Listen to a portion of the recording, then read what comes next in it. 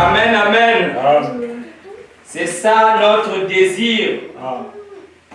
Parce que le Seigneur Jésus nous a dit dans cet âge que sans l'amour de Dieu, personne ne verra sa face. Donc, il n'y a qu'un seul désir que nous pouvons avoir, c'est d'être remplis de l'amour de Dieu. Et on va rapidement prendre la Bible.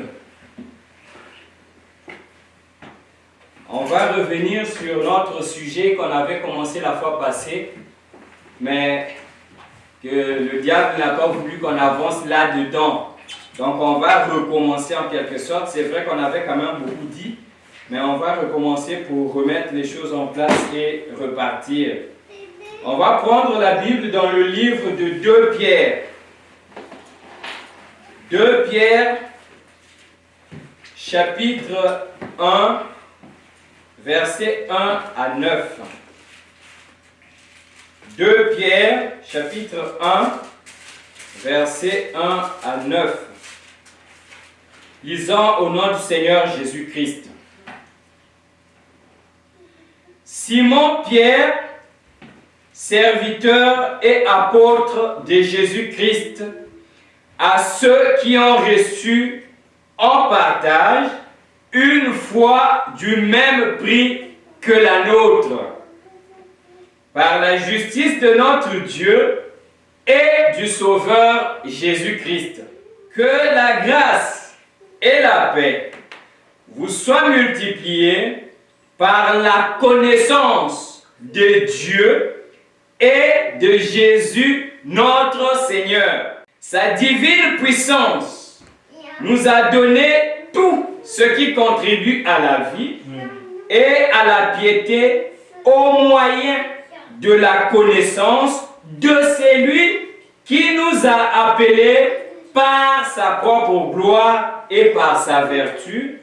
Celle-ci nous assure de sa part les plus grandes et les plus précieuses promesses, afin que par elle, vous deveniez participants de la nature divine, en fuyant la corruption qui existe dans le monde par la convoitise. À cause de cela même, faites tous vos efforts pour joindre à votre foi la vertu, à la vertu, la connaissance, à la connaissance, la maîtrise de soi, à la maîtrise de soi, la patience, à la patience, la piété, à la piété, l'amitié fraternelle, à l'amitié fraternelle, l'amour dont nous venons de chanter. Car si ces choses sont en vous et y sont avec abondance, elles ne vous laisseront point oisifs ni stériles pour la connaissance de notre Seigneur Jésus-Christ. Mais celui en qui ces choses ne sont point est aveugle. Il ne voit pas de loin et il a mis en oubli la purification de ses anciens péchés. C'est pourquoi, frères, appliquez-vous d'autant plus à affermir votre vocation et votre élection, car en faisant cela, vous ne broncherez point. C'est ainsi en effet que l'entrée dans le royaume éternel de notre Seigneur et Sauveur Jésus-Christ vous sera largement accordée. On va ajouter un deuxième passage dans le livre des Éphésiens. Éphésiens chapitre 4. Éphésiens chapitre 4, à partir du verset 11 jusqu'à 15. Il dit ceci. Et il a donné les uns comme apôtres, les autres comme prophètes, les autres comme évangélistes, les autres comme pasteurs et docteurs, pour le perfectionnement des saints, en vue de l'œuvre du ministère et de l'édification du corps de Christ, jusqu'à ce que nous soyons tous parvenus à l'unité de la foi et de la connaissance du Fils de Dieu, à l'état d'homme fait, à la stature à la mesure de la stature parfaite de Christ.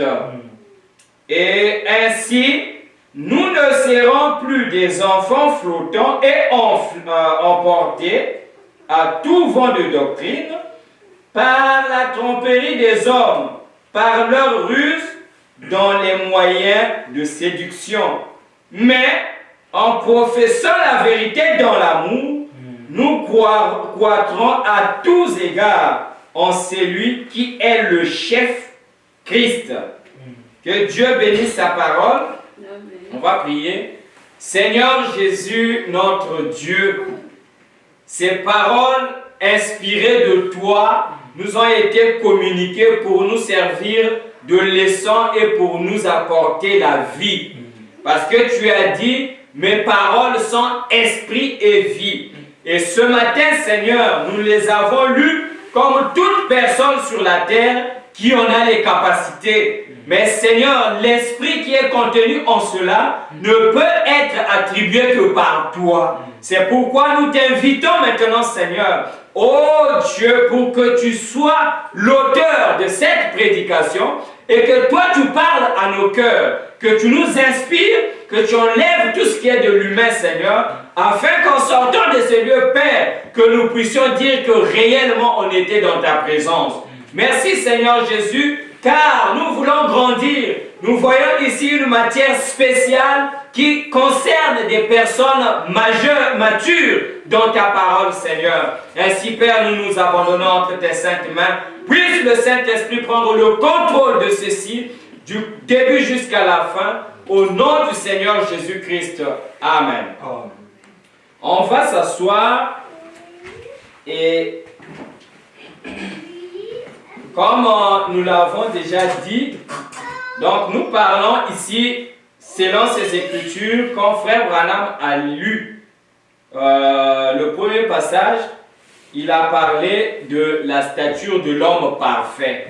Et c'est de ça que nous voulons parler, nous voulons continuer dans ce sujet-là. Mais comme un pasteur a dit quelque part aux États-Unis que lui, il avait dit, moi je n'ai pas de message à apporter aux gens, mais Dieu m'a mis dans le travail pour répéter ce qui a déjà été dit. C'est-à-dire que la parole que nous apportons, nous n'allons pas nous la fabriquer nous-mêmes, mais nous allons prendre ce que le Seigneur a mis dans sa parole pour nous. Et je vais vous inviter à suivre ceci avec beaucoup d'attention.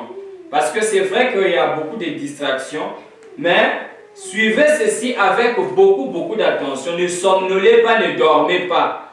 Pourquoi? Parce que aujourd'hui, ce n'est plus seulement un problème de salut, simplement, comme nous allons le voir tantôt, mais c'est un problème d'être un fils de Dieu, d'être un enfant de Dieu, né de l'Esprit de Christ.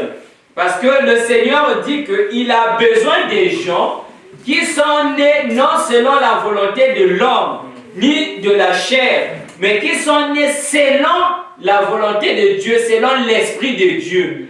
Et ces enfants de Dieu-là, surtout dans notre âge, l'âge de la faim, l'âge de la confrontation, nous avons besoin d'être à son image parce que nous sommes dans une bataille finale.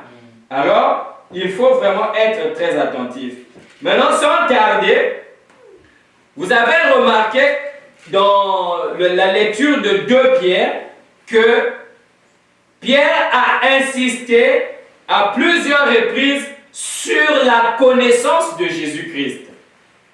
Si vous lisez au 2e verset du chapitre 1er de 2 Pierre, il dit, un peu plus loin, il dit que la grâce et la paix vous soient multipliées par la connaissance de Dieu et de Jésus notre Sauveur. Donc pour que la paix, pour que la grâce soit de notre côté, nous devons les connaître. On doit connaître le Fils, on doit aussi connaître le Père. Or, le Fils dit que personne ne connaît le Père si ce n'est seulement le Fils. Et personne ne connaît le Fils si ce n'est le Père. Et c'est lui à qui le Fils va le révéler. Donc, on parle ici d'une matière spéciale. Et l'apôtre continue. Quand vous descendez un peu plus bas, au verset 3, il dit quoi? Comme sa divine puissance nous a donné tout ce qui contribue à la vie et à la piété, au moyen de la connaissance de celui qui nous a appelés. C'est lui-là qui appelle. Le Seigneur a dit que c'est Dieu qui appelle. Il n'y a personne qui appelle. C'est Dieu qui appelle. Et l'apôtre dit que au moyen de la connaissance. Donc pour que cette divine puissance nous donne tout ce qui contribue à la vie, le moyen par lequel cela nous est donné, c'est la connaissance de celui qui nous a appelés. Et un peu plus bas, si on descend, où est-ce qu'il le dit encore? La patience, attendez, peut-être dans mes notes, je l'ai manqué. Donc l'apôtre insiste sur la connaissance, connaître Dieu. Et c'est pour ça que nous sommes ici. Il dit, voilà. Au verset 8, il dit que, car si ces choses sont en vous, et ils sont avec abondance, elles ne vous laisseront point oisifs ni stériles pour la connaissance de notre Seigneur Jésus-Christ. Donc vous remarquez que la connaissance de Jésus-Christ est comme la racine principale de cette matière. Alors, nous voulons parler de la stature de l'homme parfait, cet homme parfait qui est le Seigneur Jésus-Christ. Ce n'est pas moi qui l'invente, c'est l'apôtre Paul qui nous le dit dans Éphésiens. Parce que lui, il nous a dit quoi? Il nous a dit que pour le perfectionnement des saints en vue de l'œuvre de ministère, au verset, jusqu'à ce que nous soyons tous parvenus à l'unité de la foi et de la connaissance du Fils de Dieu. Toujours la connaissance. Mais comment, dans quel état nous devons le connaître? L'apôtre dit que nous devons le connaître à l'état d'homme fait, donc l'homme complet, à la mesure de la stature parfaite de Christ. Donc l'homme parfait, de toutes les façons, le premier homme qui était parfait, c'était Adam, avant le péché. Quand Dieu l'a créé, Dieu ne l'avait pas fait avec des imperfections. Mais l'imperfection est venue par la désobéissance. Et depuis lors, il n'y a plus jamais eu d'homme parfait sur la terre, jusqu'au moment où le Seigneur Jésus-Christ est venu sur la terre. Et l'homme parle, on ne parle pas des esprits parfaits, non, on parle de l'homme parfait. Donc un être humain qui est sur la terre, avec la chair, le sang, mais qui vit parfaitement selon la volonté de Dieu. Et cet homme-là est unique. Quand il est parti, il a quitté ce monde. Il n'y en a plus jamais eu en dehors de ceux qui y sont entrés, dans la perfection au moyen de la connaissance de Jésus-Christ. Parce que c'est à ça que nous devons arriver. Et il y a des gens qui sont déjà arrivés à ça, mais ceux-là ne sont pas arrivés à ça comme lui. Non, lui est né parfait. C'est pour ça qu'il n'a jamais péché. Mais le restant des hommes qui sont venus après lui, même si Dieu vous élève comment, pour que vous puissiez être parfait, c'est au moyen de la connaissance de lui. Et c'est pour ça que lui est notre modèle.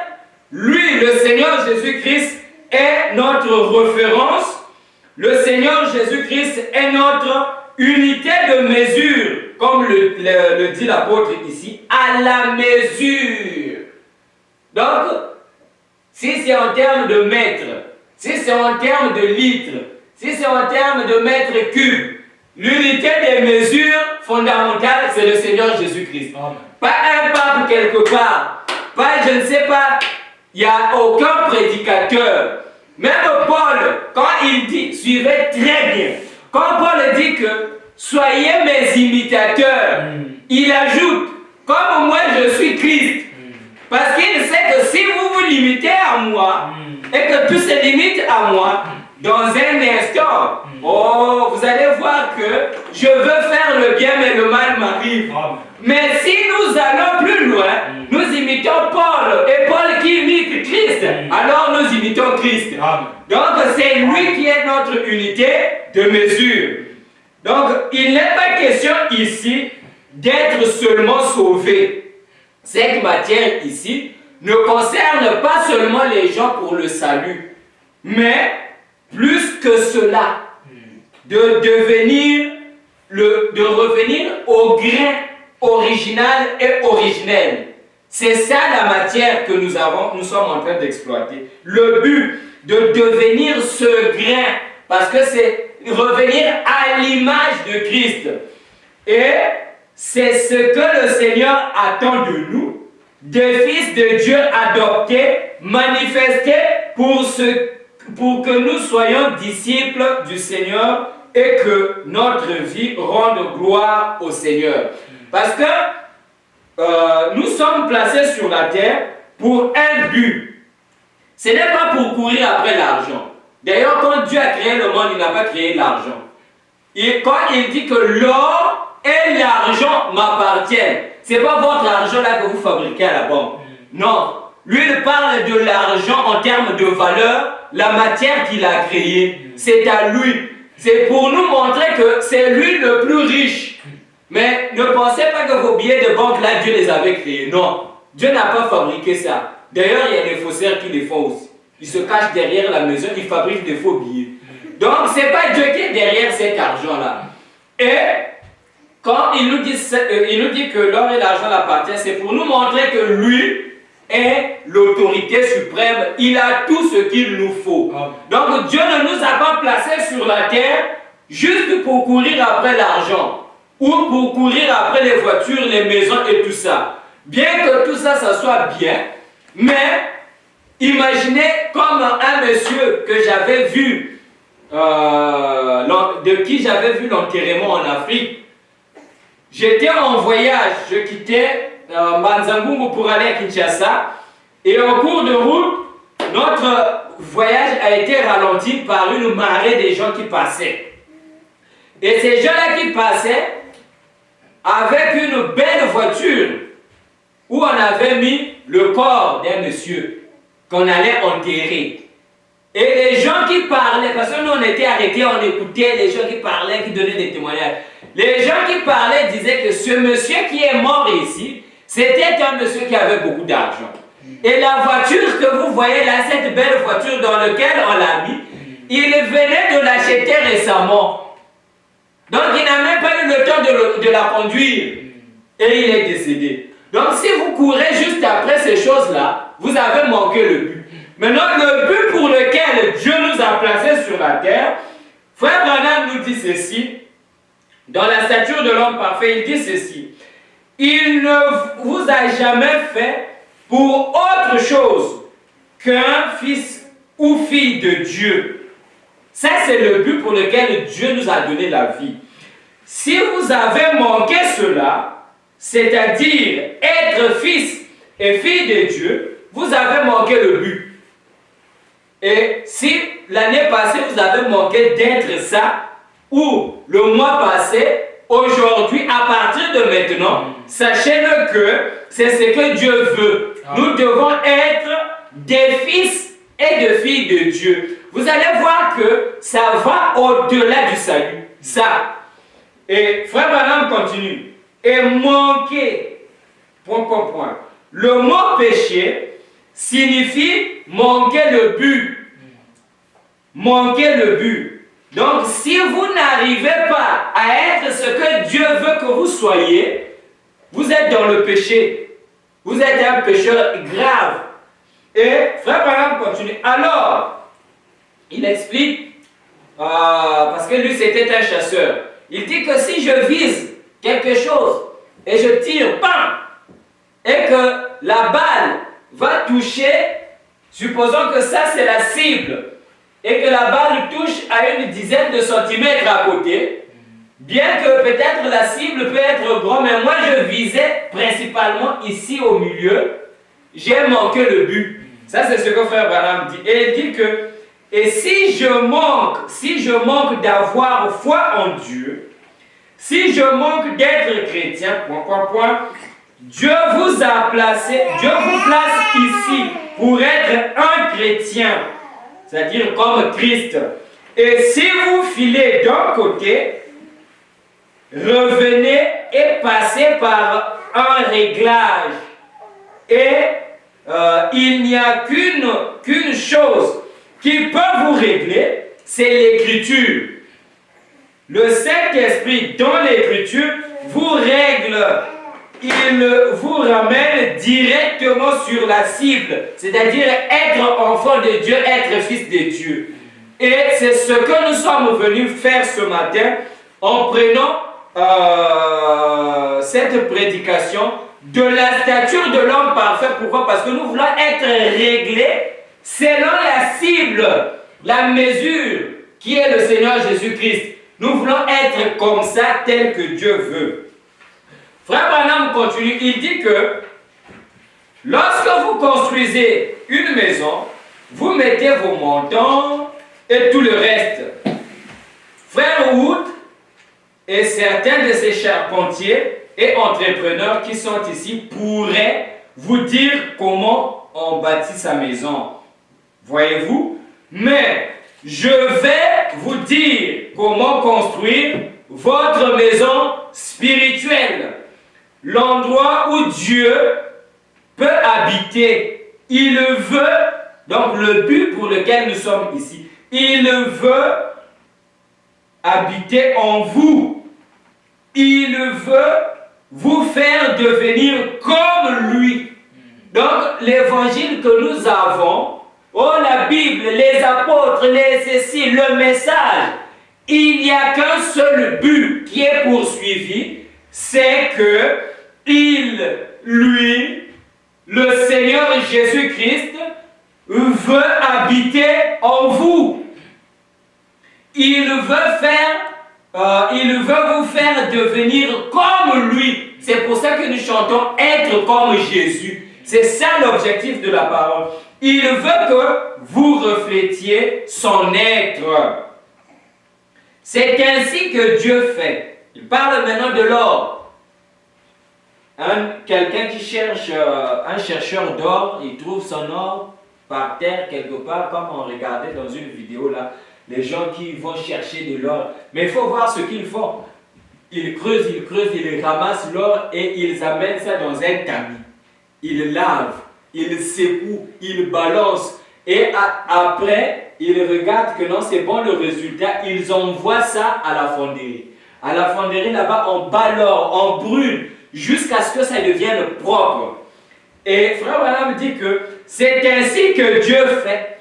Il prend l'or qu'il a découvert dans la terre et il le bat par le Saint-Esprit, le retourne plusieurs fois de suite et il le bat jusqu'à ce qu'il puisse voir son reflet. Donc, n'oubliez pas que c'est ça le but de notre existence. Si nous sommes ici, sur la terre, ce n'est pas pour manger seulement les boucaris. Ce n'est pas pour être seulement s'empiffrer là avec des pizzas et des Subway. Et on devient là, on n'arrive plus à marcher. Non, le but principal, c'est que être comme Jésus. Et Frère Branham insiste, il dit, et c'est ce que nous sommes censés faire. Refléter le Fils de Dieu. Ce n'est pas avoir beaucoup de révélations, non. Ce n'est pas avoir trop de doctrine, ce n'est pas nécessaire. L'importance de notre existence devant Dieu. Il pouvait faire de nous peut-être des chats dans la forêt. Il pouvait, on regarde les animaux, comment ils s'entremangent là-bas. Il pouvait faire de nous, je ne sais pas quelle histoire. Tout comme il pouvait même ne pas permettre qu'on existe. Mais il nous a permis d'exister sur la terre pour que nous puissions le refléter, lui, le Fils de Dieu. Et maintenant, nous sommes censés accomplir son œuvre. Nous sommes censés accomplir l'œuvre du Seigneur Jésus-Christ. Il a dit, celui qui croit en moi, Jean 14, 7. Celui qui croit en moi fera aussi les œuvres que je fais. Vous commencez à refléter les œuvres de Christ. Donc, pour que nous puissions être comme lui, nous devons le refléter. Mais il y a un moyen que nous allons suivre. Et nous ne sommes pas seulement chrétiens ou croyants juste pour l'être ou pour avoir une bonne éducation. Parce que la parole du Seigneur, c'est ça la vraie civilisation. Quand vous suivez la parole, vous allez remarquer que vous serez un bon citoyen, très bon citoyen. Si vous respectez la parole, vous allez avoir un bon profil social. Si vous respectez la parole, vous aurez une très bonne appréciation communautaire. Parce qu'un chrétien ne fait du mal à personne. Et personne ne peut lui faire du mal. Donc vous serez une bonne personne. Mais le but de cet évangile, ce n'est pas ça. Le but de cet évangile, c'est d'être comme Jésus. C'est à ça que nous sommes appelés. Donc, mais comme un enfant qui naît et qui doit grandir et qui doit travailler, faire un effort d'apprendre pour vivre, pour sa croissance, Dieu nous appelle également à travailler pour croître et atteindre cette perfection. Comme l'apôtre Paul dit ici que faites un effort. Faites un effort, c'est-à-dire que travaillez, faites quelque chose. Nous avons, comme la sœur Sorel a chanté, que il y a quelque chose à réaliser pour nous. Nous avons quelque chose à faire. Dans le travail de Jésus-Christ, il y a sa tâche à lui et il y a la tâche du Seigneur Jésus-Christ. Et frère Branham dit que le but du message, ce n'est pas seulement d'être sauvé. Ce n'est pas ça le but principal du message. Parce que pourquoi j'insiste là-dessus, vous allez remarquer que des gens nous amènent dans l'évangile de la peur. Si vous ne croyez pas, vous allez mourir. Si vous ne croyez pas, si vous ne voyez pas, vous irez en enfer. Si vous ne faites pas ceci, vous allez mourir. Les gens nous amènent ce type d'évangile. Mais c'est pour ça que j'insiste là-dessus, que le but de la parole de Dieu, le but de ce message, ce n'est pas seulement de nous amener au salut. Ce n'est pas seulement à ça, mais c'est bien au-delà. Être sauvé, c'est une bonne chose. Mais après, il faut être à l'image de Jésus-Christ. C'est ça le but principal. Et frère Branham dit que, qui place le patron, c'est-à-dire le modèle, c'est Dieu par élection. Amen. C'est Dieu qui par élection place le patron. Il a dit, bon, j'ai choisi avant la fondation du monde, j'ai placé ceci. Eh bien, Jésus a dit aux disciples qu'il était avec eux, qu'il les avait choisis et qu'il les connaissait avant la fondation du monde. Pas vrai. Donc, c'est Dieu qui place le patron, qui place le modèle. Alors, il y aura une élue qui partira dans l'enlèvement. Et il y aura un groupe de gens qui sont bons, qui mènent une vie sainte. Tu ne peux pas mener une vie sainte si tu n'es pas sauvé. Des gens qui ont été sauvés par Dieu. Ça, c'est frère Branham qui parle. Et il dit, mais ils ne seront pas pris dans l'enlèvement. Et ils ressusciteront à la seconde résurrection. C'est pour ça que je vais insister et revenir C'est pour ça que vous devez comprendre que le but de ces messages, cette matière que nous avons, ce n'est pas seulement pour être sauvé. Si vous vous arrêtez à ça, vous allez être embrouillé par les prédications de la peur. Les gens qui viennent que si vous ne croyez pas que Branham est Dieu, vous n'allez pas être sauvé. Si vous ne faites pas ceci, vous ne serez pas... Non. Le but de l'évangile, le but final, c'est que le salut est un pas pour être ce grain. C'est ça l'objectif.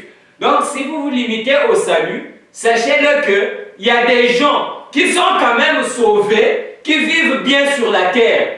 Une vie sainte, ce n'est pas une vie semi-sainte, non. Ce n'est pas une vie à moitié, non. Une vie sainte. Mais au final, ils ne vont pas participer à l'enlèvement. Ceux qui vont participer à l'enlèvement, Dieu vient, il dit ceci dans la Bible, que la moisson est là, est prête. Pourquoi? Parce que le grain a mûri. Donc on est retourné au même grain qui était tombé dans la terre. Et Dieu vient prendre le grain qui est mûr, les gens qui sont comme lui. Alors il ne faut pas se laisser faire. Donc pour atteindre ce but, pour parvenir au grain original, d'être un enfant de Dieu, adopté, des fils de Dieu, mais à tous ceux qui l'ont reçu, qui ont cru en son nom, un pouvoir leur a été donné de devenir enfants de Dieu, lesquels ne sont pas nés selon le papa et maman. Non, lesquels sont nés selon la volonté de Dieu, selon l'Esprit de Dieu. Pour devenir un enfant de Dieu comme ça, Dieu dit que j'exige la perfection. Donc, pour être un enfant de Dieu comme ça, on doit prendre la stature de l'homme parfait. Nous devons nous mirer au miroir, regarder. Est-ce que nous avons atteint, selon l'unité de mesure, vous êtes à quel niveau? Ah non, moi je suis encore au premier niveau. Faites vite, parce que le temps n'est plus. Puisque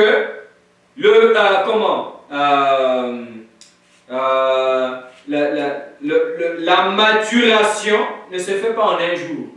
Ça prend du temps.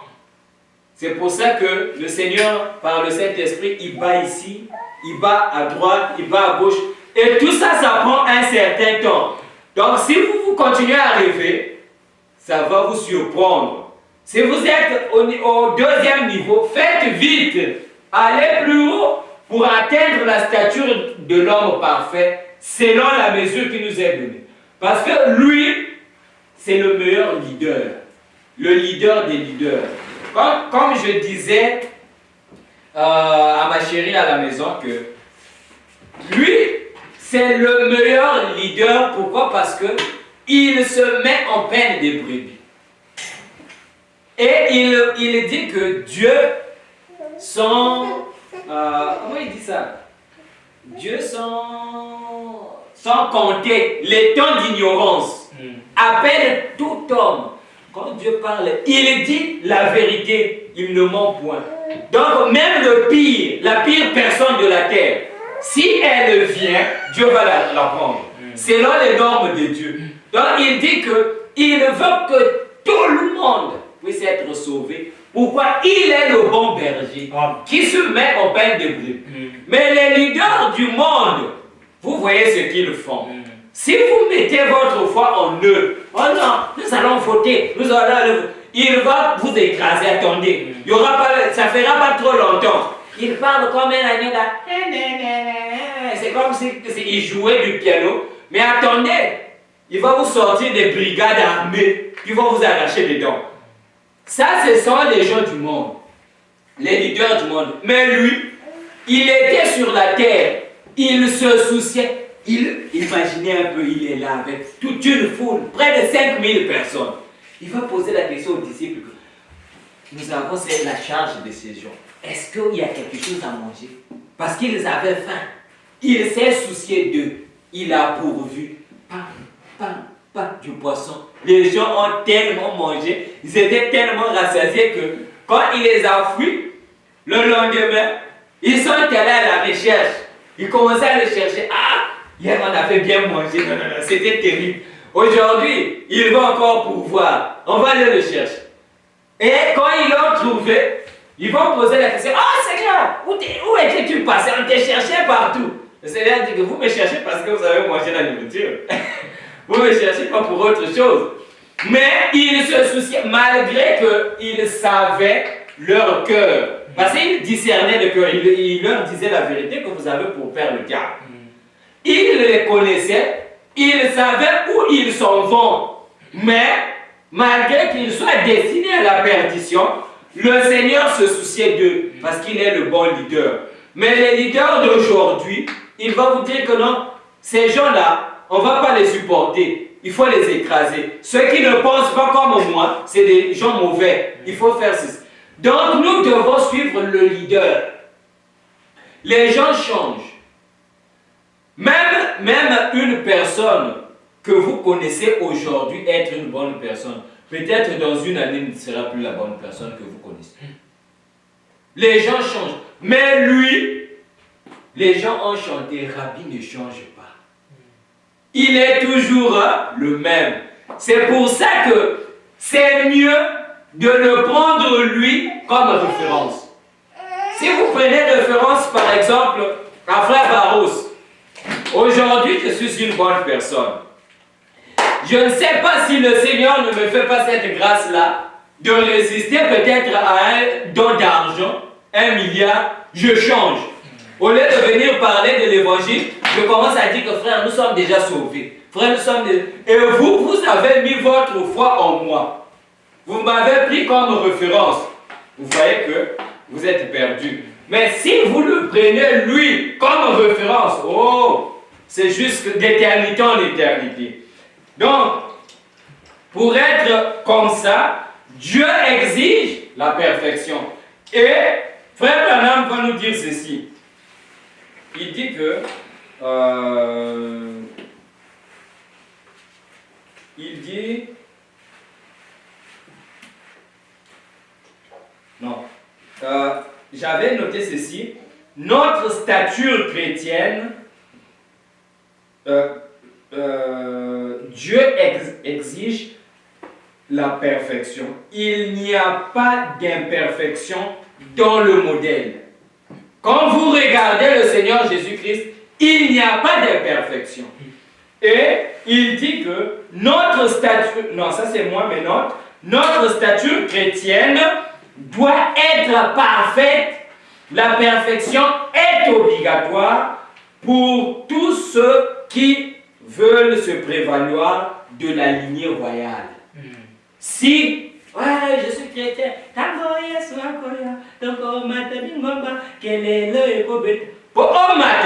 tu dois être de la lignée royale, le grain. Et pour être comme ça, Dieu dit que soyez parfaits comme votre Père Céleste est parfait. Ah, tes frères, laissez ça, frère. Ah, nul n'est parfait. Oh, mais on doit l'être. Nul n'est parfait, c'est vrai, parce que nous sommes dans un monde de péché. Mais on doit l'être, on doit le devenir. Et c'est ce que nous sommes en train de voir, comment le devenir. Dieu exige, ça c'est Frère Branham, Dieu exige la perfection. C'est dans la prédication de la perfection qu'il dit ça, au paragraphe 8. Dieu exige la perfection. Nous voulons garder cela à l'esprit. Ne sortez pas de ça. Ne sortez pas de ça. Nous voulons garder cela à l'esprit, qu'il n'y a rien de partiel qui puisse aller dans la présence de Dieu. Oh frère, vraiment je ne peux pas. Dieu va seulement comprendre. J'ai tout fait frère. Dieu va seulement comprendre. Devant le Seigneur Jésus-Christ, devant Dieu, soit c'est ça, soit c'est pas ça. C'est pas le 0,0000. Oh non, 99,99999,09999% frère. Tu donnes juste le peu là qui manque. Le 0 quelque chose là qui manque, c'est ça qui va. Il dit que non, je n'accepte pas ça. Frère Branham dit que il n'y a rien de partiel qui puisse aller dans la présence de Dieu. cela doit être parfait. Notre adoration est tout. Donc, quand vous adorez, vous devez adorer dans la perfection. Si vous adorez dans l'imperfection, vous passez votre temps. Or, Frère Branham continue. Or, Dieu au commencement exigeait la perfection. Jésus, quand il est venu sur terre, a dit, soyez parfaits comme Dieu dans le ciel est parfait. Et la loi qui possède une ombre des choses à venir ne pourrait jamais amener l'adorateur à la perfection. Oh non, moi je ne vole pas, frère. Je ne fais pas ceci, frère. Non, c'est pas mauvais, c'est bien. C'est un grand pas. Observer toutes ces choses, c'est bien. Tu as déjà une bonne éducation. Mais souviens-toi du jeune homme riche. J'ai gardé ces choses dès le bas âge. Le Seigneur l'a regardé et dit que, oh, mais ça c'est un bon candidat pour le ciel. Alors, qu'est-ce qu'il te faut? Tu dois devenir le grain. Je dois te transformer. Mais cette transformation-là, c'est pas facile. Quand le jeune homme riche a regardé la transformation, il a dit, il n'a pas de maison. Il est tout le temps sur les montagnes, sur la route, à marcher par ça. Comme un pauvre pour rien. Il dit, chérie. Quand le Seigneur continue à parler là-bas, lui, ok. Et qu'est-ce que Dieu a dit par après? Le Seigneur a dit que il est difficile pour les riches. C'est plus facile. Si vous prenez votre aiguille là, vous trouez le tissu d'un vêtement. Il est plus facile pour un chameau de passer par là. Imaginez, hein? Prenez la grandeur de ça. Donc c'est plus facile. Ça c'est le Seigneur qui connaît toutes choses qui dit ça. Que c'est plus facile pour un chameau de passer par là qu'un homme riche d'entrer dans le royaume des cieux. Pourquoi? Parce que son cœur est attaché à ses richesses. Donc, ce n'est pas les lois que vous gardez qui vont vous amener à la perfection. Non, non. Vous voyez la situation, ça c'est le frère Branham. Vous voyez la situation. Maintenant, revoyons ça pour que vous soyez sûr de ne pas le monde. Dieu exige une sainteté parfaite, ce qui est impossible pour l'humain à être comme ça par lui-même. Personne ne peut se trouver dans son image avec la moindre parcelle de péché. Jésus a témoigné de la même chose et il a dit, soyez parfaits tout comme Dieu dans le ciel est parfait. Pesez un peu la perfection de Dieu. Pesez ça, que Satan a été chassé au ciel. Pourquoi? Vous savez, Satan était saint. Ne pensez pas que Satan, Dieu l'avait créé pécheur. Non. Satan était aussi saint. Mais dès que la moindre parcelle de péché a été trouvée en lui, on l'a chassé du ciel. On l'a bouté dehors. Donc, Dieu ne peut pas accepter un seul grain de péché. Et ce qui fait que c'est difficile pour l'homme d'atteindre la perfection par lui-même. Souvenez-vous de Daniel Curie, grand prédicateur qui a mené des âmes à Christ. Allez, entrez mes frères, entrez, prédicateur, tout le temps sur le champ missionnaire. Mais le jour où il est décédé, moi, Daniel Curie, quand je vais arriver là-bas, j'irai direct au serviteur du Dieu vivant. J'entre au ciel. Il arrive. Monsieur, calme. Oh, mais qu'est-ce qu'il y a? Vous ne me connaissez pas. Je faisais des grandes prières. Et d'ailleurs, les malades étaient guéris. Il dit que non. Chut, ici, là, c'est autre chose. Donc, attends, on va fouiller sur la liste. Ok, il n'y a pas de problème. De toute façon, moi, je suis tellement sûr. J'ai mon visage. Moi, j'ai travaillé pour Jésus. Liste.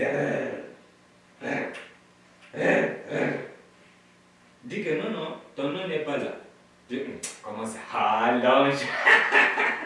L'ange, arrête de faire ça. Regarde très bien. Daniel, tu n'as jamais entendu parler de Daniel. Il dit qu'il n'y en a pas. Derrière qui il dit que, oh, c'est vrai ça. Il dit qu'il n'y aurait pas ici. Il dit, oh, non. Mais moi, je ne peux pas retourner, je peux aller nulle part. Parce que je suis sûr que moi, j'ai travaillé pour Dieu. Il dit que, moi, je suis les ordres. Donc, si tu as besoin de discuter, va au tribunal. Va discuter là-bas. Là-bas, tu peux faire des recours, mais pas ici. On dit que moi, je vais aller. Avec entêtement, je vais y aller. Ah, vous savez, un colo. Jamais. Je vais y aller. Il est parti. On lui a montré le chemin. Il est parti. Il arrive là-bas. Plus il avançait, c'était une lumière inaccessible. Inaccessible. Il arrive, on le dépose devant le tribunal de Dieu. Donc lui-même, déjà, en arrivant, il s'est rendu compte que, parce que tout était tellement parfait, on ne lui a encore rien dit, il sentait déjà la condamnation. Pourquoi? Parce que Dieu est tellement parfait que la langue humaine ne peut pas exprimer ça. Et il arrive là, pour qu'il soit reconnu comme parfait. Parce qu'on lui a posé juste quelques questions. Est-ce que tu étais comme ceci sur la terre? Dis, mais si ce n'était pas un chef, je pouvais me taire, ne pas répondre. Mais c'est le roi qui parle. Je suis obligé de répondre. Non. Est-ce que non? Est-ce que non? Mais attendez seulement que ça fasse condamner. Mais pour que Dieu reconnaisse Daniel Curie comme étant parfait dans sa présence, il fallait que le sacrifice soit présenté. Que Seigneur, Père, non. Il a travaillé pour moi. Donc tout ce qui est contre lui là, mets ça sur moi. C'est pour dire que nous devenons parfaits au moyen de Jésus-Christ. C'est le seul moyen. Et si nous faisons nos propres efforts, que, frère, moi je ne vole pas, je ne fais pas ceci, je ne veux pas dire qu'aller voler, je ne veux pas dire qu'aller faire ça, non. Ce sont des bonnes choses. Pour être un bon citoyen, il faut être comme ça. Parce qu'il y a beaucoup de ces choses-là que le Seigneur nous a données, comme des lois, pour notre bien-être sur la terre. Mais pour ce qui concerne la matière de la nature divine, parce que quand Dieu dit ça, c'est pour ça que quand les gens attribuent la divinité à Frère Branham seulement, ils font fausse route. Parce que la divinité concerne chacun des croyants. Puisque quand l'apôtre parle, il dit que, verset 14, verset 4, celle-ci nous assure de sa part les plus grandes et les plus précieuses promesses afin que par elles, vous deveniez participants de la nature de Dieu. C'est-à-dire que vous et la nature de Dieu, qu'il y ait un mariage, que vous participez à la nature de Dieu. C'est-à-dire que vous devenez de Dieu. Et ça ne se limite pas à Moïse, ça ne se limite pas à Paul, ça ne se limite pas à Pierre. Il dit que non, cette matière ici, ça concerne tout le monde. Amen. Même ceux qui sont au plus loin, quand le Seigneur va les appeler, ça doit entrer en eux. Donc, nous ne dirons vraiment pas assez, surtout pour notre âge ici. Notre âge est concerné par la perfection. Nous sommes, quand vous regardez, c'est parce qu'on n'a pas encore imprimé cette image-là de la pyramide, de la stature de l'homme parfait. Vous allez remarquer que nous sommes dans l'âge de l'affection fraternelle. Et notre âge est concerné par cette perfection-là. Pourquoi? Parce que dans la vision que Frère Branham avait eue de l'épouse, il a vu l'épouse 2 fois. Et entre les deux, il y avait une épouse bizarre.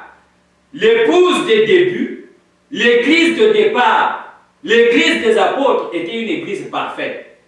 Et après, Coqueluche est entré dans l'église. Il a amené du trouble avec son arc.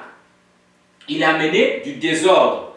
Et il a produit une femme à Christ qui est une femme bizarre, avec des fardes, avec des, je sais pas quoi, des talons qu'on appelle des talons crayons. Pieka. qui dansait au rythme de ndombolo. Mais après ça, Frère Branham était tellement triste de voir ça. Après, à la fin, la femme lui a dit que non, attends, l'épouse va revenir. Cette même épouse qui était au départ va revenir. Et cette épouse-là, c'est notre temps. L'épouse du temps de la fin est appelée à la perfection. Donc, nous devons retourner à la parole parlée qui est la sémence originelle.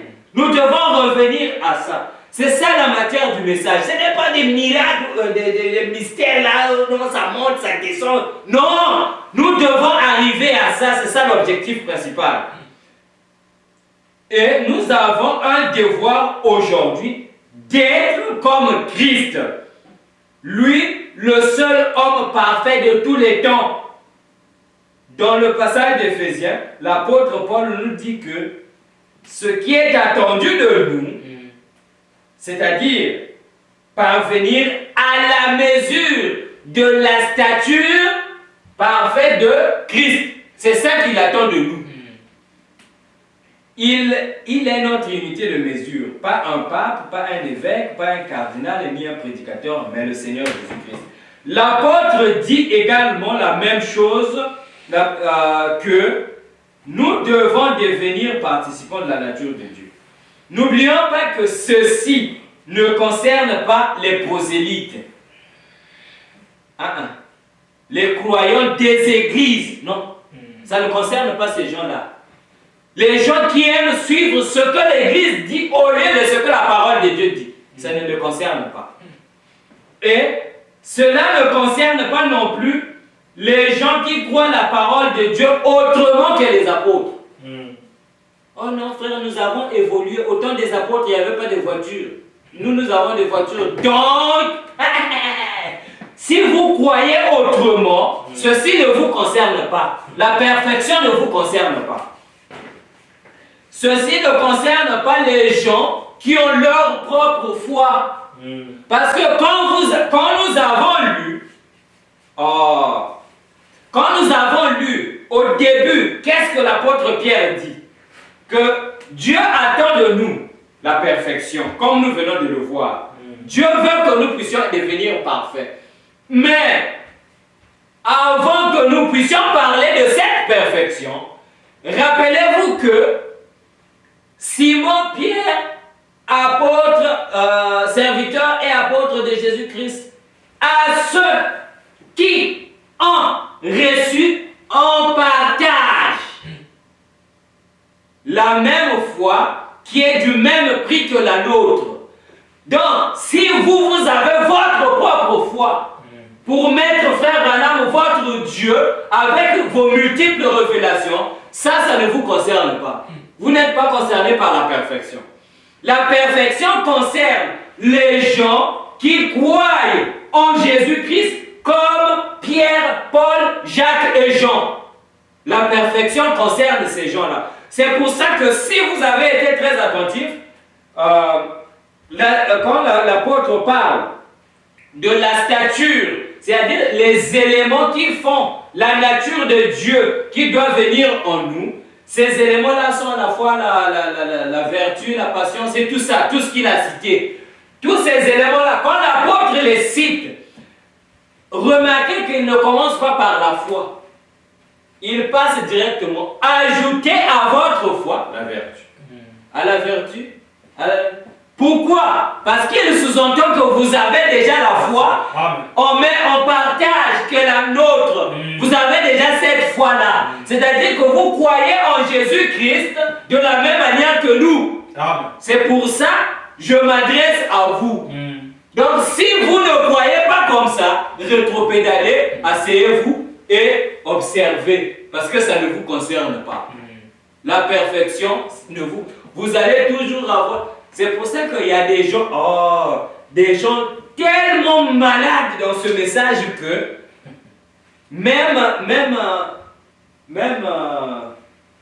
comment? C'est Jean qui l'a dit. Je ne sais pas si je peux me retrouver. Jean a dit que Dieu nous a donné, comment la connaissance, afin que nous puissions connaître le véritable.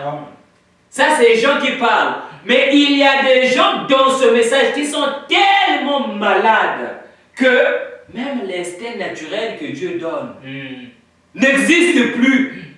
Que la chose que vous lisez, qui est claire, comme l'eau de roche, comme disait notre professeur, clair comme l'eau de roche, lui il voit du noir, il voit du flou. Pourquoi? Quand vous êtes en face d'une personne comme ça, faites attention. Ça se peut qu'il n'a pas reçu en partage la même foi. Peut-être qu'il n'est pas concerné par la perfection. Mais si vous souciez d'être comme Paul, de croire en Jésus comme le Seigneur, comme Jacques, comme Jean, comme Jude, c'est que vous êtes candidat à la perfection. Vous avez cette foi-là. Vous êtes concerné. Donc, ceci ne concerne pas les croyants des églises. La perfection est pour ceux qui croient en Jésus-Christ comme les pères qui avaient un seul baptême au nom du Seigneur Jésus-Christ. Un seul Dieu est Seigneur. Pas trois. Non, celui-là il a déjà été. Cette fois-ci, c'est le nouveau nom. Non, non. Une seule révélation de Jésus-Christ. Celle qui avait été donnée à Pierre. Tu es le Christ, le Fils du Dieu vivant. Imaginez que Pierre et Paul ne se sont jamais rencontrés avant. Mais le jour où ils se sont rencontrés comme des frères, d'abord quand Paul écrit, il dit que Paul, apôtre de Jésus-Christ. Et quand ils se rencontrent, Pierre est là, il observe. Qu'est-ce qu'il va dire? On veut savoir où est-ce qu'il a tout ramassé. Parce que nous, on sait que c'était un étudiant de Gamaliel. Lui, en ce qui concerne la littérature, personne ne va le jouer des tours. Parce que nous, là, on n'a pas étudié. Moi, j'étais un pêcheur. J'ai jeté mes filets à l'eau. Mais lui, il a étudié. Mais on va savoir parce que Pierre, Jacques et Jean étaient dans le carré serré du Seigneur.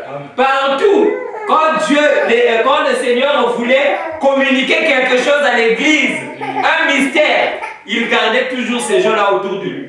Il dit que vous là, partez. Et Pierre savait le secret. Il savait que, moi je connais le Seigneur, je connais l'auteur. Donc tout le bruit que j'entends là de Paul, maintenant on va voir. Et comme Paul a reçu la connaissance parfaite de qui est Jésus-Christ, quand ils ont parlé, Pierre n'a pas résisté, il dit que tu es mon frère.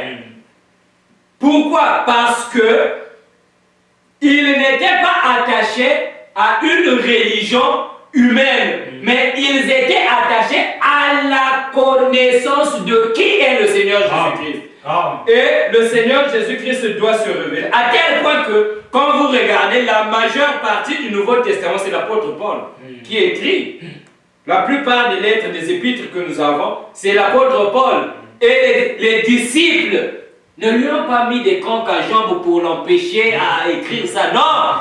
Au contraire, il y a même des endroits où vous lirez que Paul et Jean ont beaucoup voyagé ensemble. Pourquoi? Parce qu'ils étaient en association, ils le soutenaient dans ce qu'il faisait. Et l'apôtre Jean va même dire que l'apôtre Paul, non, c'est un homme caché très loin dans la main de Dieu, à tel point qu'il dit des choses que si vous n'êtes pas attentif, vous allez croire que Branham est Dieu. Mais lui, eux, ils savaient que Paul a reçu la même révélation que nous.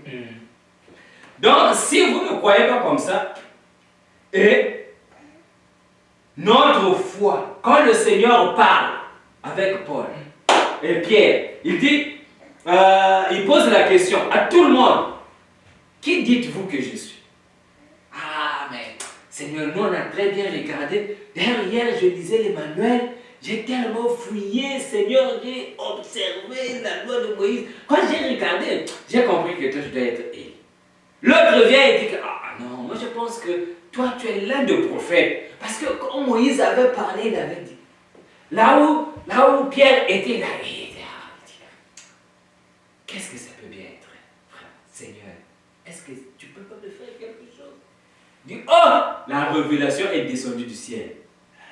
La personne qui te parle ne regarde pas la chair, regarde à l'intérieur.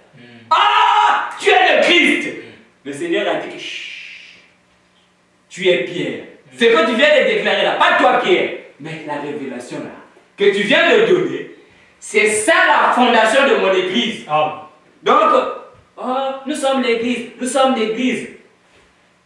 Jésus-Christ, Jésus est le Christ, et pas le Christ d'hier, pas le Christ de demain, le Christ d'aujourd'hui, tout le temps. Donc, toujours le Christ. Et c'est ça la fondation de l'église. Donc, pour que nous puissions aller à la perfection, nous devons être centrés sur ça. C'est ça la foi des apôtres. Et tous, ils avaient qu'un seul Seigneur. Peut-être que les apôtres pouvaient chercher un rang parmi eux en disant, Seigneur, quand tu seras incarné, Dieu en nous, le Saint-Esprit, moi je serai le plus grand, parce que je serai comme toi. Mais le Seigneur leur a dit quoi? Mais vous, ne vous faites pas appeler Rabbi. Car un seul est votre maître, et vous êtes tous frères. Un seul est votre maître. Et il va plus loin et dit que vous dites, vous m'appelez maître et seigneur. Je ne refuse pas, parce que les autres ils vont dire que non, Jésus s'est caché toujours. Il a dit que je le suis. Je suis Paulé, je le suis, c'est moi. Donc quand vous dites la maître, Seigneur, c'est moi. Oh non, il vous disait non. À eux, cela ne leur a pas été donné. Mais à vous, je veux vous le dire clairement. C'est pour ça que frère Branham, des fois, quand il parlait, il disait que frère, je vais vous dire les choses clairement, de tout mon cœur. Je ne suis pas Jésus-Christ. Mais il y a des gens qui vont, oh non, c'était une frère. Ta foi là, c'est ta foi. C'est pas la foi du même prix que les apôtres. Et c'est une maladie grave. Il faut refuser ces choses-là. Ça vous arrache la possibilité de devenir parfait, d'entrer dans la voie de la perfection. Il faut refuser ça au loin. Il faut croire en Jésus-Christ comme Pierre, comme Paul. Et vous verrez que c'est pour ça que nous avons besoin des Éphésiens 4. Pourquoi? Parce que Dieu, pour communiquer la vie, il passe toujours à travers les Éphésiens 4. C'est un ordre qu'il a établi. Et vous allez arriver à cette connaissance par la révélation de Jésus-Christ lui-même. Moi, je peux bavarder ici pendant 1000 ans. Vous ne connaîtrez jamais Jésus-Christ. C'est de l'instruction. Mais si lui, le Saint-Esprit, descend et se révèle à vous, vous le connaîtrez mieux. Alors, ce n'est pas un problème de la littérature. Nous ne parlons pas ici de la littérature. Vous verrez que quand on va arriver à la connaissance, vous allez voir que la Bible dit la lettre tue. Et en plus de ça, elle enfle d'orgueil. Et au-delà de ça, elle passera. Mais la révélation de qui est Jésus-Christ, elle demeure éternellement. C'est pour ça que nous avons besoin qu'il y ait des vrais Éphésiens 4 sur la chair, qu'ils continuent à travailler, qu'ils vivent, qu'eux-mêmes d'abord rencontrent Jésus, qu'ils le connaissent, comme frère Branham pouvait dire que quelqu'un est venu que non, j'ai lu dans le lexique grec, le mot là, il dit que moi, tout ça je ne connais pas, mais je connais l'auteur. C'est de ça que nous avons besoin. Nous voyons que c'est une responsabilité que nous avons vis-à-vis de Dieu, de sa parole, et de nous-mêmes à être ce que Dieu veut que nous soyons. Qu'est-ce que Dieu veut que nous soyons? Nous avons lu avec vous que Dieu veut que nous puissions être des Christ, que nous puissions avoir sa nature, que nous puissions être des dieux sur la terre. Ce n'est pas juste le salut. Le salut, c'est pour nous. Mais pour Dieu, il veut que vous soyez un enfant de Dieu, un fils de Dieu. C'est ce que lui veut. Et nous sommes appelés à manifester Jésus-Christ. Jésus, le Christ, non, à manifester Jésus, le Christ, pour un but. Pourquoi? On va bientôt terminer. Je voulais qu'on finisse un peu l'introduction, je ne sais pas. si on va y arriver. Ouais, nous y sommes presque. Je voulais qu'on termine l'introduction pour que prochainement, que nous puissions commencer à construire la maison de Dieu que chacun de nous est. Et frère Branham va nous dire ceci. Donc, le but, il dit, dans la stature de l'homme parfait, paragraphe 74, il dit ceci. À travers ce sang, nous sommes purifiés. Et maintenant, notre sang, notre vie, qui est, donc il parle du sang du Seigneur, qui est venu suite à un désir sexuel, donc à travers ce sang, le sang de Jésus-Christ, nous sommes purifiés. Et maintenant, notre sang, notre vie, qui est venu suite à un désir sexuel, cela a amené notre vie dans le monde. Le sang de Jésus-Christ nous purifie. Il change notre nature en envoyant sur nous le Saint-Esprit. Alors, nous entrons dans la nature divine.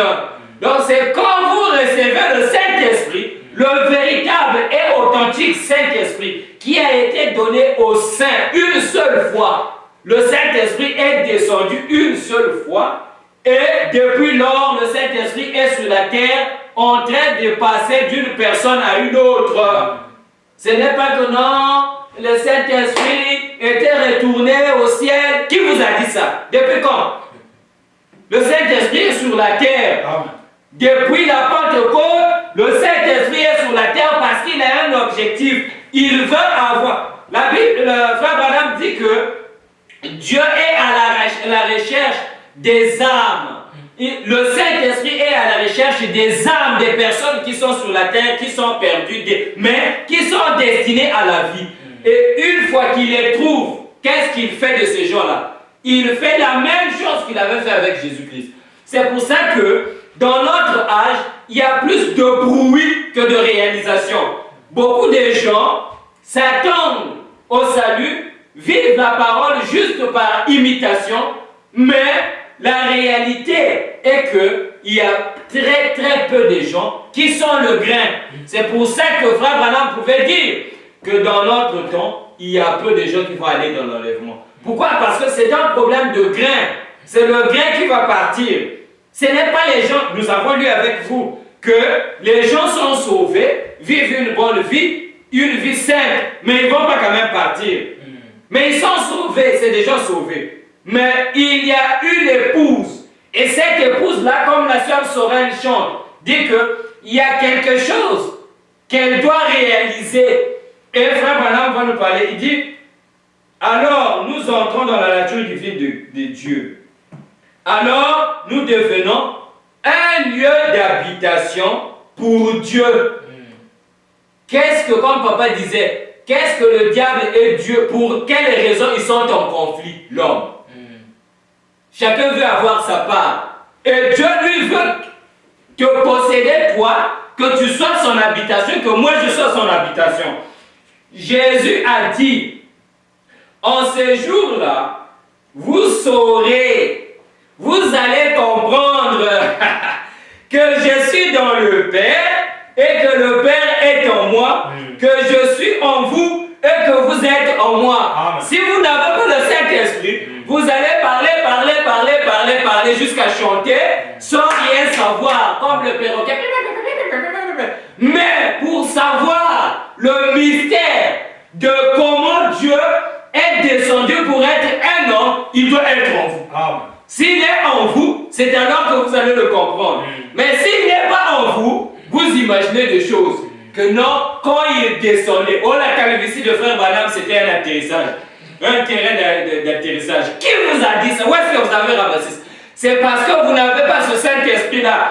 Si vous l'avez, vous allez comprendre comment Dieu habite dans un homme. Comment Paul a dit que, sans contredit, le mystère de la piété est tellement grand que nous avons vu Dieu qui s'est manifesté en chair.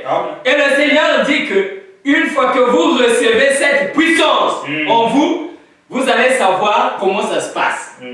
C'est pour ça que nous avons des faux docteurs aujourd'hui. Pourquoi? Parce qu'ils n'ont pas eu cette expérience-là. Ils n'ont pas rencontré Jésus. Ils ne savent pas comment Jésus entre dans les gens. Et ils sont là à balbutier, à dire que aujourd'hui il vous prêche ceci, demain, sans même se repentir de ça, il change. Pourquoi? Parce que hier, ça n'a été. Jésus n'est pas là. Mais quand Jésus entre dans une personne, oh, tu vas remarquer d'abord ta marche. C'est toujours comme ça. Avec précision partout où tu passes. Donc, pas de faillite. Frère Branham continue. Il dit, donc, avant de continuer, quand en ce jour-là, parce que Frère Branham dit que Jésus a dit en ce jour-là, vous saurez que je suis dans le Père et que le Père est en moi et que je suis en vous et que vous êtes en moi. C'est-à-dire que vous entrez dans les réalités infaillibles du Dieu vivant. Vous savez qui est Jésus-Christ. Et quand quelqu'un vient vous parler, vous savez que Papa Tika, laisse. Tu es encore tellement bas. C'est que tu dis là, oh non, ça, c'est pour des débats houleux, effectivement. C'est pour des débats houleux. Mais nous sommes plus que les débats houleux. Nous, on veut être comme Jésus. Moi, c'est ça mon désir. Vraiment, quand je marche sur la terre, parce que c'est ça le but du message. Et attendez, on est en train de terminer, mais on va prendre ce morceau-là. Vous voyez, vous saurez de quelle manière Dieu est dans son Église. Donc pour savoir ça, pour ne pas raconter des histoires, il faut que le Saint-Esprit réel habite en vous. C'est pour ça, faites attention avec les enseignements qui minimisent le Saint-Esprit. Oh non, le Saint-Esprit, oh non, nous devons, nous. Vous n'allez nulle part. Vous êtes sur place, vous faites du sur place. Mais la chose qui va vous déplacer, oh, c'est le Saint-Esprit. Une fois que le Saint-Esprit est en vous, vous allez savoir comment le Saint-Esprit est dans l'église. Parce que vous l'avez. Mais vous ne l'avez pas. Et vous voulez parler de quelque chose que vous n'avez pas. Oh, tu es un menteur. Tu es un menteur. Et Frère Branham continue, dit que vous allez savoir. Vous saurez de quelle manière Dieu est dans l'église. Est dans son église. L'église est maintenant censée prendre la place de Christ. Et continuer son ministère. Oh non, frère, on écoute seulement les bons, on est à la maison. Non. C'est pas ça. L'église doit prendre la place de Christ. Les gens ont failli. Les gens n'arrivent pas à ce résultat-là et on se bricole des feuilles de figuier. On met, oh non, moi aussi je suis une colombe. Vous avez vu, j'ai placé des pubs. Non, on sait que toi, tu es une chouette. Bientôt là, tu vas faire Donc on sait. À boire si tu veux, mais moi je sais que tu es un mouton. On sait, on le sait. Et si les gens arrivent à ça, c'est parce qu'ils ont failli. Mais l'église doit prendre la place de Christ. Nous devons avoir des Jésus sur la terre. C'est ça le but pour lequel Dieu a envoyé Malachie 4. Vous allez voir ça tout de suite. Dieu a envoyé Frère Branham, non pas pour venir monter une religion, mais c'était pour que nous puissions arriver à ça. C'est-à-dire être des tabernacles du Dieu vivant. Frère Branham continue que nous, l'Église doit prendre la place de Christ. Celui qui croit en moi fera aussi les œuvres que je fais. Encore un peu de temps et le monde ne me verra pas. Ça c'est Frère Branham qui parle, qui répète la parole. Cependant, vous me verrez, car je serai avec vous et même en vous jusqu'à la fin du monde. Donc, vous saurez comment ça se passe. C'est comme quelqu'un qui se marie. Avant même d'aller là-bas, les gens sont venus dire à Frère Branham, oh non, Frère Branham, lui, ses enfants qu'il avait eus, il avait juste prononcé la parole. Mais, toi, tu n'étais pas dans la chambre de M. Branham et sa femme, et tu viens nous raconter des histoires comme ça. Frère Branham, pour ces gens-là, il disait que allez seulement poser la question à ma femme. C'est elle qui va vous donner la plus précieuse information de ce qui s'était passé. Et vous, pour savoir comment Dieu est dans son église, il faut recevoir cette portion-là, le Saint-Esprit. Frère Branham continue. C'est cela, continuons son œuvre. C'est-à-dire que quand les promesses de Dieu deviennent vivantes à travers vous, c'est ça, continuer l'œuvre de Christ. C'est-à-dire que si Jean 14, 12 se manifeste dans votre vie, Jésus-Christ est le même hier. Parce que quand on dit ça, si vous ne le vivez pas, ce sera de l'abstrait. C'est ce qui fait décourager les gens à l'église. Il vient, après un temps, il se relâche, il repart. Parce que Jésus, c'est une abstraction pour lui. Vous parlez de Jésus, Jésus sera mon à la gâtée. Il entend seulement les témoignages. Oh, moi, Dieu avait fait. Mais peut-être qu'ils se sont entendus. Qui sait? Toi, tu étais là. Mais si Jésus, là, est en toi, tu vas le savoir tellement que tu ne vas pas te lasser d'aller à l'église. Tu ne vas pas te fatiguer. C'est pour ça que nous avons besoin que c'est une expérience personnelle. Ce n'est pas communautaire. C'est personnel. Et une fois que ces promesses vivent en vous, Jean 14, 12, Jésus est le même hier, aujourd'hui et éternel. Vous le voyez. Frère Branham va même... Frère Branham va plus loin. C'est ça, continuons son œuvre. Donc, nous ne parlons pas ici d'un pseudo-christianisme. C'est-à-dire que le christianisme de nom. Que, bon, on est bien, on va à l'église, on est frère du message. On te trouve même avec des brochures. C'est pas de ça que nous parlons. Nous parlons ici, il est question de la véritable chrétienté, donc l'identité.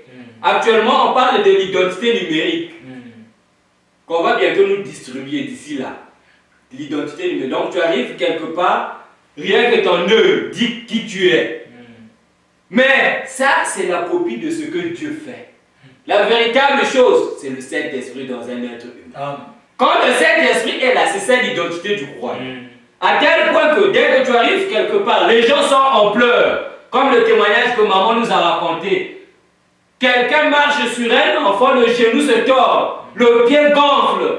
Les gens sont en pleurs, les mamans pleurent. Et moi, et l'enfant, c'est fini tout ça. Dieu lui parle. Comme il y a une communication, le contact est là, le Wi-Fi fonctionne, les deux bornes sont en contact. L'Esprit lui dit que non, vas-y, c'est le temps. Jean 14, 12, les œuvres que je fais, vous les ferez aussi. Vas-y, n'aie pas peur, vas-y, va tenir seulement ce pied-là. Maman avance, elle tient le pied de l'enfant comme ça, l'Esprit lui dit qu'elle tire un peu, il tire. L'enfant arrête de pleurer. Tout le monde regarde. Non, non, ça va devenir grave. Ne fais pas ça. Hey, hey. Mais après, maman dit que lève-toi. Marche.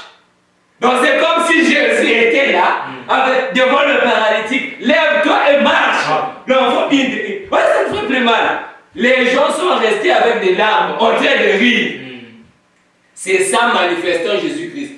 Mais les prédicateurs aujourd'hui, ayant failli, ils trouvent ça dangereux. Ils disent que non, vous êtes des chercheurs de miracles. Oh papa, mais Jésus doit se manifester. C'est ça le but de l'évangile. Comment vous voulez prendre la puissance de Dieu, le mettre au rebut et avoir peur des puissances du diable? Vous êtes là à trembler. Quand on dit franc-maçon, les francs-maçons sont des gens très puissants. Mais quand on parle de la puissance de Jésus-Christ, vous voulez rejeter cela. Non, c'est parce que les gens ont failli. Donc nous ne parlons pas de choses fabriquées. Nous avons vu que pour manifester Jésus, pour devenir le grain, il faut être bâti selon la foi apostolique. Ça, c'est déjà résolu. Donc si vous avez cette foi-là, vous êtes candidat pour la perfection. Vous ne l'avez pas, on va vous montrer comment la recevoir. C'est pour ça que Dieu nous a placés ici.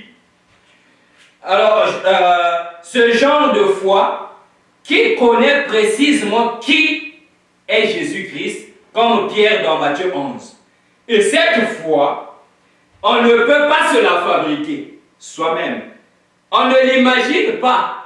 La foi apostolique ne s'imagine pas que tel que je suis là, je me dis que frère, j'ai la foi, je crois.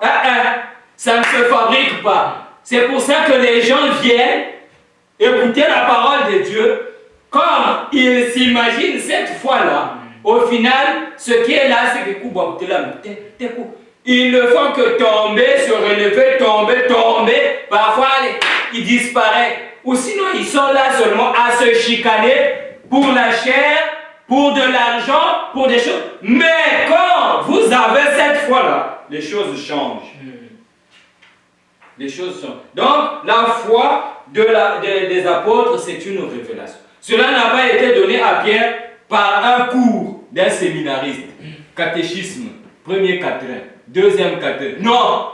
Cela était une révélation. C'est l'esprit qui témoigne à notre esprit que vous êtes enfant de Dieu. Donc l'esprit parle, il dit que non. Le monsieur qui parle là, c'est pas n'importe qui. C'est celui-là, la colonne de feu, qui était dans le désert. Ah, tu es le Christ. C'est de cette foi-là qu'il s'agit. C'est une révélation. Et vous allez remarquer, frère Branham, quand il parle, il dit quoi? Il dit que ce qui est donné dans l'Apocalypse, d'ailleurs même l'Apocalypse le dit, parce que ça nous concernait nous, au temps de la fin. C'était pour nous. Nous allons voir ça avant de terminer. C'était pour nous. Et frère Branham dit, la Bible dit que révélation de Jésus-Christ. Ça c'est l'introduction. Révélation de Jésus-Christ. Mais Seigneur, pourquoi on doit te connaître? Non, c'est moi que vous devez connaître. Ce n'est pas Pierre, ce n'est pas Jean, ce n'est pas Jacques, ce n'est pas frère Branham. Le message n'est pas venu pour nous amener à connaître qui est frère Branham. On sait que c'est l'enfant de monsieur Charles Branham. Ça, on sait ça. Et de sa maman, j'ai oublié le nom de sa maman. On sait ça. On sait que son papa prenait de l'alcool. On sait ça. Et on sait que lui aussi, il était boxeur. On sait ça. Mais il y a une chose, il y a une personne de qui on n'a pas l'information si lui ne nous le dit pas. C'est Jésus-Christ. Vous allez présumer. Les gens ont écrit des livres. Vous savez que c'est le nom ou la personne de qui on parle le plus de toute l'histoire. Jusqu'à aujourd'hui. Il y a eu des grandes personnes sur la terre. Hitler, je ne sais pas, Alexandre le Grand, Nebuchadnezzar. Mais quand vous cherchez les manuels, vous pouvez peut-être les compiler dans une salle. Ça s'arrête là. Mais pour lui, les gens, même maintenant que nous sommes en train de parler, il y a des gens qui ne font qu'écrire sur Jésus. Ils ne se fatiguent pas. Donc, le Seigneur Jésus-Christ, la foi apostolique, c'est une révélation. Pourquoi nous sommes... Ça, c'est une introduction que nous faisons. Nous faisons cette introduction parce que, prochainement, comme l'apôtre l'a dit, l'apôtre ne nous a pas montré comment avoir cette foi-là. Il dit, lui, il prend ça pour acquis, que vous l'avez déjà. Donc, passons aux choses supérieures. Vous devez ajouter la vertu. Maintenant, nous, comme nous sommes en train de chercher cette perfection, nous plaçons cette introduction pour avoir cette foi-là. D'abord, savoir c'est quoi cette foi, et ensuite la voir pour bien commencer sur des bonnes bases. C'est la foi originale et originelle. Celle-là même que Pierre, Jacques et Jean avaient. C'est pourquoi, dans l'introduction, pour parler de la perfection, l'apôtre souligne que la perfection ne concerne que ceux qui ont la même manière de croire que eux. Oh frère, non, moi ça c'est ma foi frère. Je ne peux pas briser ma foi frère. C'est la foi biblique frère. C'est la foi authentique, originale et originelle. Les gens évitent de dire ça parce que s'ils te disent ça, tu vas dire que c'est écrit où frère? Dans la Bible. Tu verras que... Mais si tu es sûr de Jésus, tu vas dire que non, allons voir Pierre. Pierre dit ça. Allons voir Paul. Allons voir frère Branham. Et quand tu vois frère Branham, tu vois Pierre, Paul, Jacques, ils pensent tous de la même manière. C'est seulement toi qui changes.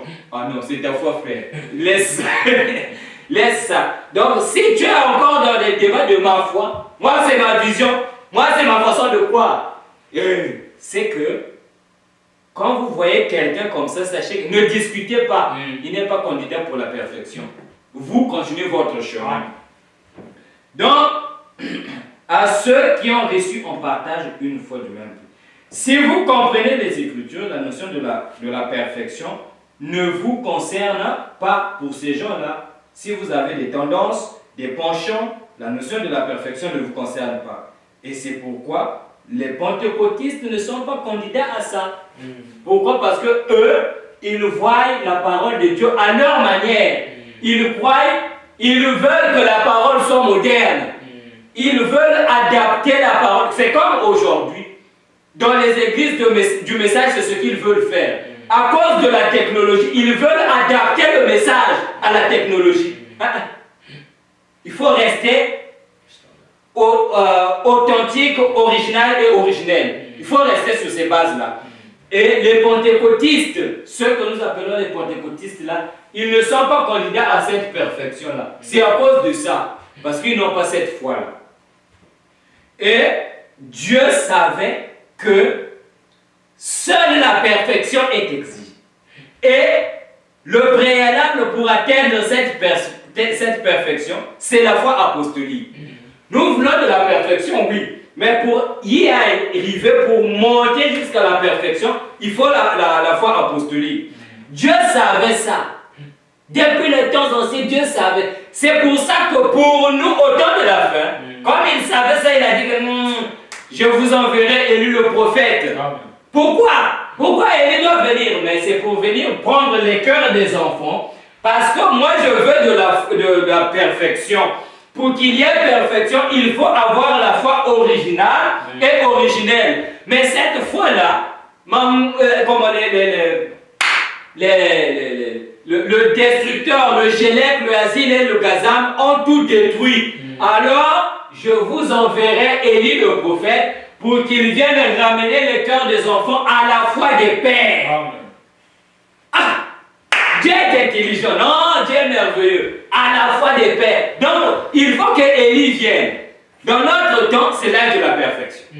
Nous sommes dans l'âge où l'Église doit prendre la place de Christ. Or, pour prendre la place de Christ, il faut d'abord être comme lui. Sinon, vous allez subir. Je connais Paul. Je connais... Et toi qui es-tu? Dieu savait, comme ce n'est qu'ainsi, il faut que j'envoie Malachie 4. Malachie 4 doit aller pour restaurer cette foi-là qui sera pervertie. Il y aura tellement de prédicateurs, il y aura tellement des enseignants qu'ils vont tous chambouler. Et moi, je dois envoyer Malachie 4. Quand Malachie 4 arrive, Malachie 4, il vient. Oh Malachie 4, oh Malachie 4, celui-là, peut-être qu'il y a eu des gens qui se sont appelés Élie. Moi, c'est moi Élie le prophète qui était prophétisé. Peut-être, mais le vrai messager de Malachie 4, quand il arrive sur place, qu'est-ce qu'il dit? Nous ne construisons pas une organisation. Je ne suis pas ici ce matin pour construire une organisation. Christ, souvenez-vous, je vous enverrai, Élie le prophète. C'est Christ qui parle à travers le prophète Malachie. Il dit que je vous enverrai Élie le prophète. C'est une promesse. Et quand Élie le prophète arrive, qu'est-ce qu'il dit? Christ ne m'a jamais envoyé pour construire une organisation. Je vous enverrai. Et moi, je n'ai pas été envoyé pour construire une organisation. Christ m'a envoyé pour construire des individus. Amen. Je ne suis pas venu, non, nous allons monter une histoire là. Donc, quand on sonne à telle heure, tous on va faire ceci. C'est pas ce que moi je suis venu faire. Moi, Christ m'a envoyé pour faire quoi? Christ m'a envoyé pour construire des individus et les amener à la stature de Jésus-Christ, afin qu'il soit le lieu d'habitation de son esprit et les distributeurs de sa puissance par sa parole. Les gens manquent de puissance. Et qu'est-ce qu'ils disent? C'est pas nécessaire. Ce qui compte, c'est de... Vous devez le connaître. Vous devez savoir qui est Branham. Si vous ne voyez pas... Frère, on dit ici que moi je dois être le distributeur. Donc, guichet automatique de la puissance de Christ. Quelqu'un vient là avec sa carte bancaire, le besoin. Ah, vraiment, frère, je ne comprends pas, j'ai un problème. Hein? Là, tiens, mets le code, frère. Crac, $1000. Maintenant, au lieu de $1000, toi, tu es distributeur de la puissance de Christ par sa parole. Quelqu'un il vient avec un problème, tu appelles Christ sur la scène, Dieu résout. Mais il y en a, ils sont là, 2 ans, 3 ans. Il ne faut que prier pour ça. Dieu ne répond jamais. Oh.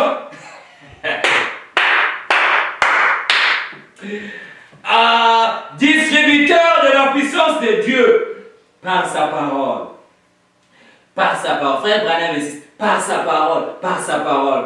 Voyez-vous, édifier l'individu et l'amener à cette position.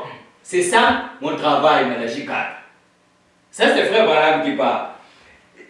Pas construire une organisation pour en faire une plus grande dénomination. Parce que c'est ce que les gens visent aujourd'hui. Mais construire les individus pour en faire des fils et des filles de Dieu. Voilà l'idée.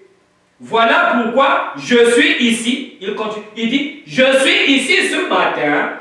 C'est afin d'essayer d'enseigner à cette petite église et à moi-même la manière de devenir le lieu d'habitation de Dieu. Combien aimerait être cela? Moi, je lève ma main. Moi, je veux vraiment, Frère Branham, le lieu d'habitation de Dieu. Mais comment? Comme on peut se poser la question, mais Malachie 4, comment tu vas faire ce travail?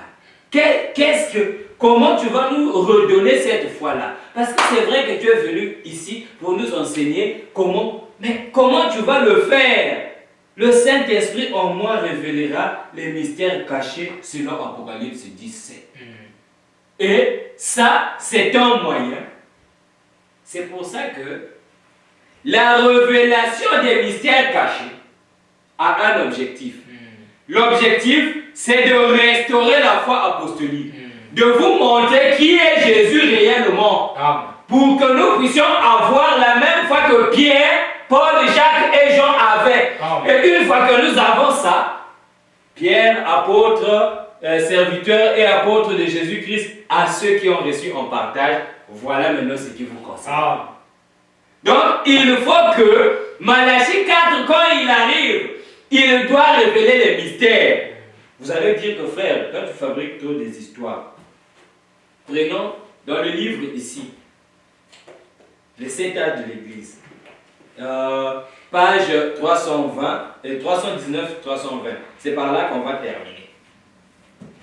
Écoutez ce que frère Branham dit.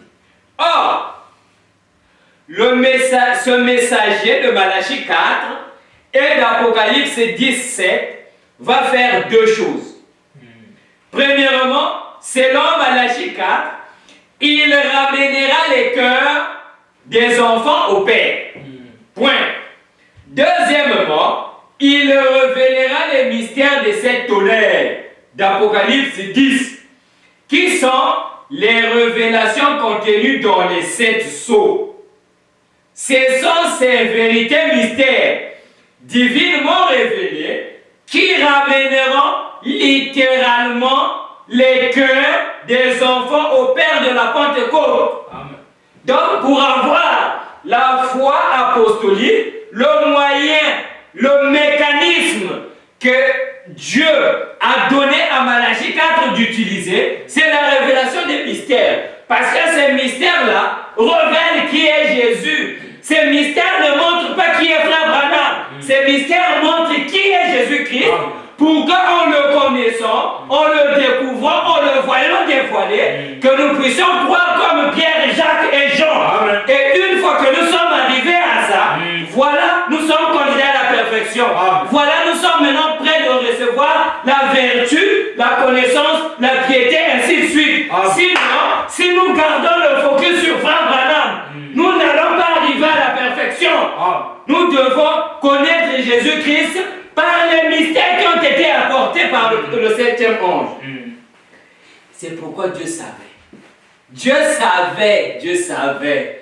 Il savait, il a dit quoi? Non, je vous enverrai Élie le prophète. Je dois envoyer Élie le prophète. Et Élie le prophète arrive avec quelque chose, un travail bien précis. Il ne vient pas... Faites vos organisations là comme vous voulez. Mais moi, Dieu m'a envoyé pour venir construire des individus. Ça, c'est ce que Élie le prophète dit. Mais qu'est-ce que les prédicateurs font? Mais frère Branham a dit que beaucoup de gens ne le comprendront pas. À cause de la façon, de la manière à laquelle ils ont été enseignés, ils ne comprendront pas le message de Malachie 4. C'est pour ça que vous voyez tous ces ratés. Nous, on faisait des fours de charbon. Quand vous montez votre four là, si vous n'avez pas bien fait ça, à la fin, vous pensez que tout est déjà brûlé, vous commencez à sortir comme ça, c'est du bois brûlé à moitié. On appelle ça des ratés. Tu espérais 20 sacs, peut-être tu vas en récolter 2. Et c'est ça que nous voyons aujourd'hui. Pourquoi? Parce que les prédicateurs ont manqué. Quand tu viens au message, Dieu te fait grâce d'entendre qu'il y a la voix de Malachie 4 sur la terre. Maintenant là, tu viens. Tu as été chez Nzambe Malamu. Tu as été, je ne sais pas chez qui, dans telle église. Vomis d'abord ce que tu as appris là-bas. Même si tu étais scientifique, le plus grand scientifique du monde, vomis ta connaissance. Oublie ça, oublie ta propre compréhension. Laisse-toi enseigner par Malachie 4. Laisse-lui te montrer qui est Jésus-Christ. Laisse-lui te dire comment arriver à voir Jésus. Laisse-lui. Ne compte pas sur ton français. Ne compte pas sur ton anglais ou ton chinois. Non. Mais regarde, qu'est-ce que lui te dit? Il va te dire, qui dites-vous que c'est? Et il avance un peu et dit, Dieu dévoile. Il va un peu et dit, la nourriture spirituelle autant convenable. Quand vous regardez tous les titres de prédication, parce que vous voyez, nous parlons aujourd'hui de la stature de l'homme parfait. C'est pas moi qui ai inventé ça. Dit que la stature de l'homme parfait. Dit que la divinité de Jésus-Christ. Pas la divinité de frère Branham, de Jésus-Christ. Amen. Il avance, donc il vous amène. Regardez vers ici, regardez vers ici, regardez. Comme Jean-Baptiste était le précurseur de la première veille. Toi, tu seras l'étoile du soir qui va pointer la seconde venue de Christ. Amen. Mais aujourd'hui, les prédicateurs ont tellement tout embrouillé que même les gens qui ont besoin du Saint-Esprit, on les met dans les cachots. On les met dans les prisons. J'ai entendu quelqu'un dire que moi j'en ai besoin du Saint-Esprit. Mais on l'a mis dans une prison dénominationnelle. Parce qu'elle ne pensait pas, la dénomination, il y a des gens du message qui sont devenus des dénominations sans le savoir. Arrêtez de pointer les dénominations. Pendant que vous-même vous devenez des dénominations. Le message ici ne deviendra jamais une dénomination. Mais les gens peuvent le devenir. Donc, ceci est la matière de l'épouse. Ça là, et ça, pour la bateau, ça là-bas. Les ailes, ça c'est la matière de l'épouse.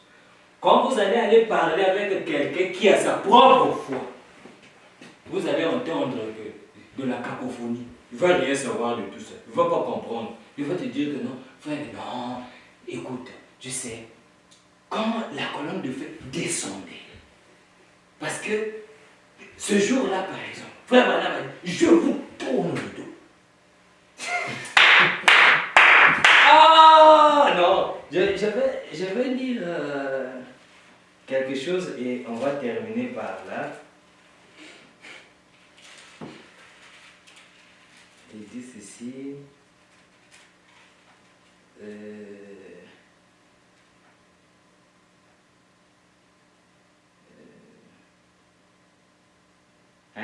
Voilà. Bon, non, avant que je lise ça, ce sera le mot de la fin. Avant que je lise ça, permettez-moi de dire ceci. Ceci est la matière de l'épouse, c'est ce qui nous rend différents des pentecôtistes dénominationnels. Car l'épouse de Christ est appelée à apporter beaucoup de fruits, à produire des résultats de l'évangile. N'oubliez pas ça, que Dieu est très axé sur les résultats. Il regarde les résultats. Et le Seigneur a dit, si vous ne produisez pas les résultats, on vous arrache, on vous enlève. Mais si vous produisez des résultats, Dieu ajoute des vitamines. Vous pourrez aller lire ça à la maison dans Jean 15, 8. Sinon, je peux le lire rapidement. Si vous portez beaucoup de fruits, c'est ainsi que mon Père sera glorifié et que vous serez mes disciples. Vous voulez être disciple de Jésus, vous devez produire des résultats. Pour produire des résultats, vous devez être parfait. Pour être parfait, il faut avoir la foi apostolique d'abord. Sinon, quand vous lirez dans Jean 15, vous allez voir que le Seigneur dit que moi, les gens là qui sont là seulement à être littéraires. Amen! Monte là, frère! Monte! Oui, monte! Ces gens-là, et qui ne produisent rien. Moi, ce que je fais, c'est que je te prends, tu n'as pas de place dans le royaume. Allez.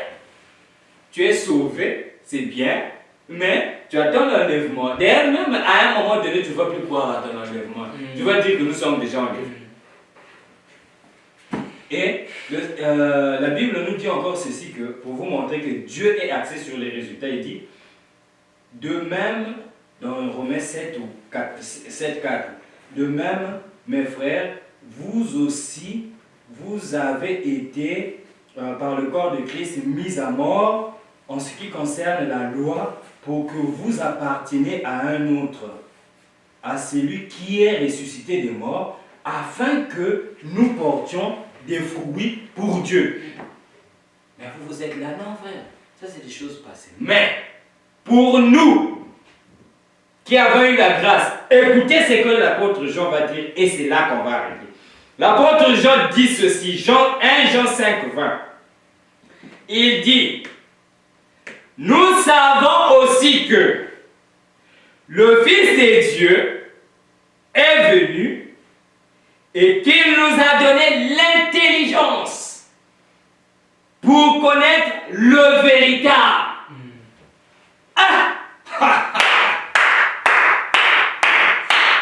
Quelle grâce! Quelle grâce! Dieu, le Saint-Esprit, vient vers nous pour nous donner de l'intelligence. Pas l'intelligence obscurcie là où on te montre que frère Branham n'est pas Dieu, il refuse. Toi tu continues à dire que non, il se cachait. C'est pas cette intelligence là, ça c'est une intelligence obscurcie. Amen. Mais ici, Jean dit que nous savons aussi que, nous savons que le Fils de Dieu, c'est-à-dire le Saint-Esprit, est venu et qu'il nous a donné l'intelligence pour connaître le véritable. Amen. Et, écoutez ceci, et nous sommes dans le véritable. Amen. En son Fils Jésus-Christ, c'est lui qui est le Dieu véritable et la vie éternelle. Amen. Après, il va dire quoi? Mise en garde, petit enfant, gardez-vous des idoles. Amen. Amen. Faites attention. Il y aura des prédicateurs avec des bonnes inspirations, mais à côté de la plaque. On dit, regarde les étoiles. Regarde la lune là-bas. Lui, regarde la mer. C'est ça les prédicateurs aujourd'hui. Et un aveugle qui conduit d'autres personnes, je ne pense pas que il va arriver. Ils finiront dans une poubelle. On va les ramasser là, peut-être par la GRC ou je ne sais même pas par quel service de police. Mais au moins, ils ne vont pas arriver à destination. Donc faites attention. Si vous sentez le besoin d'avoir le Saint-Esprit, c'est que la grâce de Dieu est tombée sur vous. Si vous avez cette soif-là, la grâce de Dieu est sur vous. Et nous chantons un cantique ici, nous disons que pendant que ton sauveur passe, saisis sa puissante main, ne la laisse pas passer. Laisse entrer le roi de gloire. Laisse-le entrer. Il ne faut pas se laisser faire. La parole de Dieu nous dit que le chemin de Dieu, c'est pour les violents. Vous ne venez pas ici pour qu'on vous dorlote. On est là dans le sens des poils. Vous irez tous au ciel. Vous êtes déjà sauvés. Oh, vous voyez, vous êtes des fils de Dieu. Vous êtes fils de Dieu quand vous êtes nés de l'Esprit de Dieu. Et si vous avez cette soif-là, vous sentez que Seigneur, remplis-moi. Remplis-moi davantage. Je veux être comme ça. Voilà, profitez-en. Ne négligez pas ça. Parce que c'est pour ça que l'Église est là. L'Église doit prendre la place de Christ. Et c'est Christ qui remplit du Saint-Esprit. Alors, nous devons continuer son œuvre. Ne vous laissez pas embobiner par des prédications que la parole de Dieu, ce n'est pas de la littérature. Nous allons voir ça quand on va arriver à la connaissance. La parole de Dieu, ce n'est pas de la littérature. On n'est pas là juste pour faire semblant de tout connaître, comme un livre que j'avais qui était intitulé Tout connaître. Maintenant, afin que tu auras tout connu. Est-ce que cela va changer ta vie? Où est-ce que ça va t'amener? Mais on est ici pour un but. Le but que Frère Branham nous a montré. On est ici pour un but. Être des fils et des filles de Dieu. On est ici pour un but. Jésus doit être fait chair. Oh, la parole faite chair, ça s'est déjà fait avec Frère Branham. Frère, des choses que toi tu dis là, tu ne vois pas que... Échoué. Tu as manqué l'examen. Nous, on sait que, comme le monsieur là a dit que, papa, après si tu veux, on sait que toi tu es mouton. On va faire ta fête. Donc, soyons heureux et de ce que le Fils de Dieu nous a donné la connaissance, l'intelligence de savoir que c'est lui. Et ne pensez pas que le diable qui ne vient pas vous dire que non, vous êtes dans l'erreur, non. Pourquoi? Parce que c'est comme ça que Pierre croyait. C'est comme ça que Jean croyait. C'est comme ça que Jacques et les autres croyaient que c'est lui. Jésus, c'est lui. Maintenant, ce Jésus-là, je dois le connaître, pas seulement la photo ici, là. Non, je dois le connaître dans sa réalité vivante. Et dans cette réalité-là, nous allons voir ça prochainement. Donc, ne manquez pas,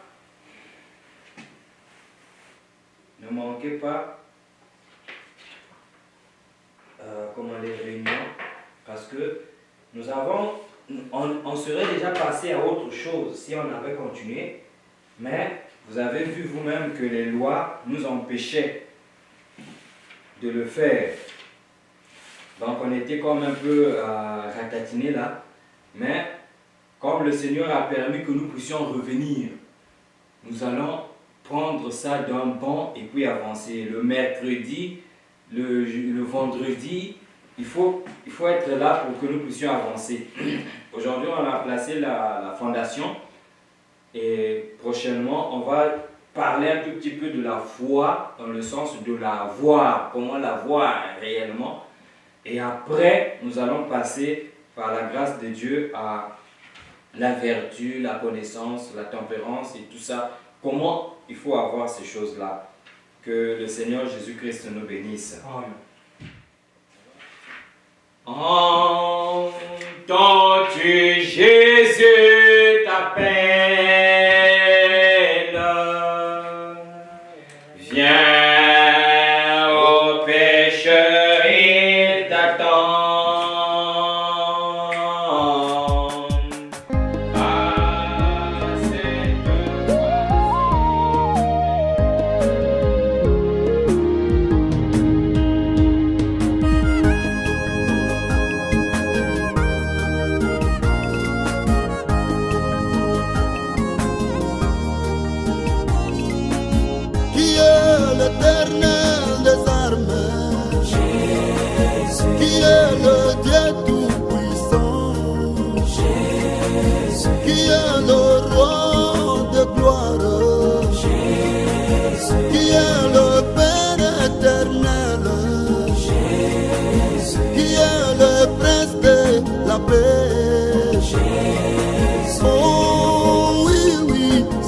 Jésus.